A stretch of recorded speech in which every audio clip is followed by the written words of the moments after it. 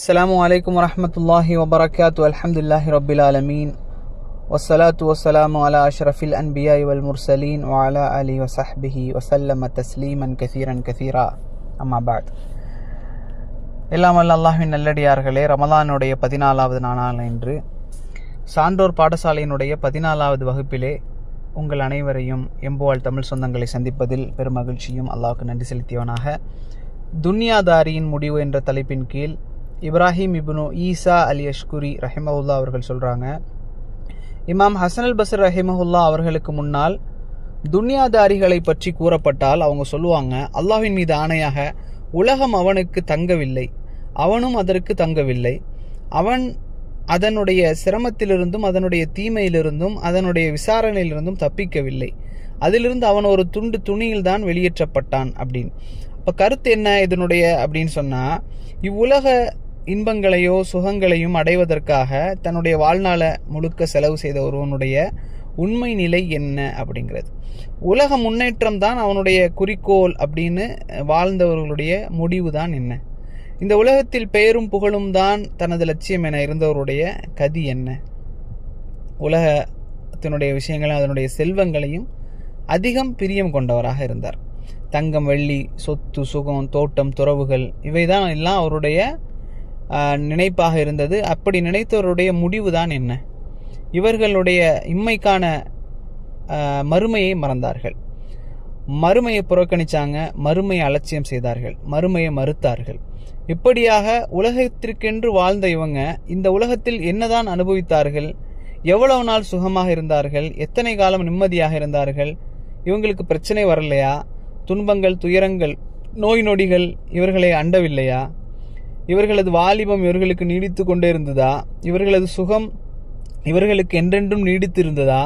இவர்களது உடல் ஆரோக்கியம் அப்படியே இருந்ததா?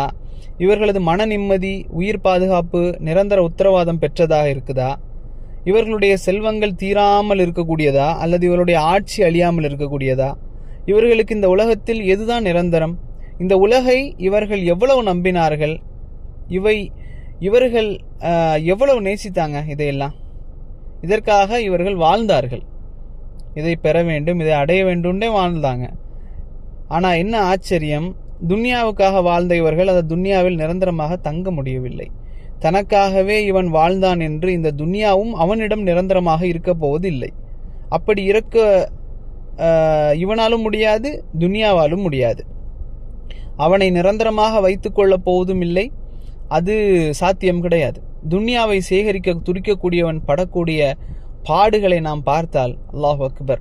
காசு பணத்தை அள்ளி குவிக்க வேண்டும் என்ற வெறி கொண்ட ஒருவன் சந்திக்கக்கூடிய கேவலத்தை நாம் வர்ணிக்க முடியுமா? காசுக்காக இன்பத்தை இழந்தான், செல்வத்திற்காக மன நிம்மதி இழந்தான், உலகத்திற்காக உயிரை அர்ப்பணித்தான். பிறகு என்னாச்சு? இன்பத்திற்காக காசை இழப்பான், மன நிம்மதிக்காக செல்வத்தை இழப்பான், உயிருக்காக உலகத்தை அர்ப்பணிக்க தயாராவான். ஆனால் இந்த உயிர் அதனுடைய தவணை வந்ததும் இவனை விட்டு பிரிந்துவிடும். இவனது உடல் எங்க போகும்? ஒரு கஃன் துணியில் சுருட்டப்பட்டு விடும். இவனது செல்வங்கள், ஆட்சி அதிகாரங்கள், சொத்து சுகங்கள், மாட மாளிகை, தோட்ட துறவுகள், தங்கம் வெள்ளியினுடைய குவியல், பணக்கட்டுகள், மனைவி, மக்கள் எல்லாம் இவனை விட்டு அகன்று விடுவார்கள். யாரும் உடன் செல்ல மாட்டார்கள், செல்லவும் முடியாது. அப்போ துன்யாதாரியினுடைய பரிதாப நிலையை நாம் இங்க பார்க்கலாம், சிந்திச்சு பார்க்கணும். இந்த உலகவாதியினுடைய உருக்குலைந்த நிலையை நம்ம சிந்திச்சு பார்க்கணும்.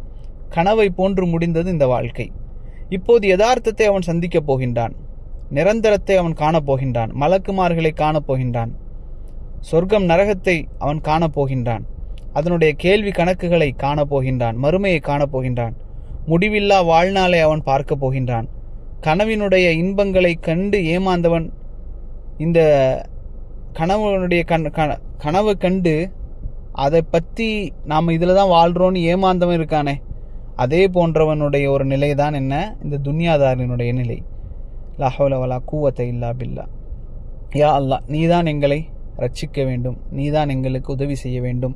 இந்த துன்யாவினுடைய மோகத்திலிருந்து எங்களை வெளியேற்றி எப்படி எங்களுக்கு தேவையான விஷயங்கள் இருக்கின்றதோ அதற்கு மட்டும் உலகத்தை ஆசைப்பட்டு ஹலாலான முறையிலே மட்டும் உலகத்தில் வாழ்ந்து ஹலால் அல்லாத ஹராமான காரியங்களிலும் உயர்ந்த லட்சியங்களை நாங்கள் அடைய வேண்டும் என்று பணத்திற்கு மேலும் ஆட்சிக்கும் அதிகாரத்திற்கு மேலும் இன்னும் பல பல விஷயத்திற்கு மேலும் எங்களை கவனம் செலுத்தக்கூடியவர்களாக எங்களை நீ ஆக்கிவிடாதே.